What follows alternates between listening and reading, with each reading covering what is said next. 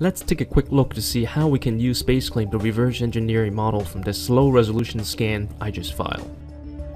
Let's first start by reorienting and relocating the model with respect to the world origin. Once in place, we can then use the cross-section geometry of our IGES file as reference and trace over it with our sketched entities. When we're done sketching, we can exit out of sketch mode and use the intuitive pull tool to pull that newly created surface into a solid to generate the body of our plastic part. Using the move tool, we can quickly copy a plane and use it to split our solid into multiple pieces. At the same time, we also shelled out the interior of our plastic bottle here. Once we have the split location, we can then take advantage of the edge created and sweep some geometry on top of this bottle here to create the lip geometry that we want. We can then take the two solids and merge them back together into a single piece.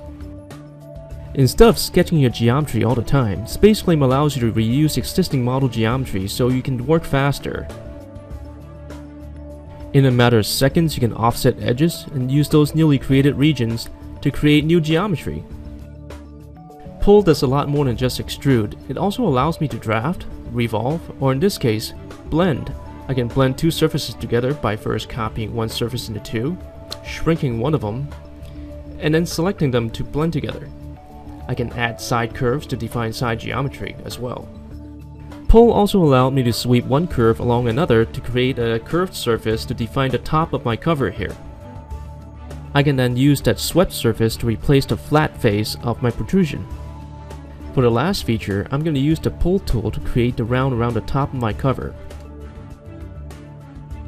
In addition to the IGES file, SpaceClaim also allows me to insert a photograph of the part itself.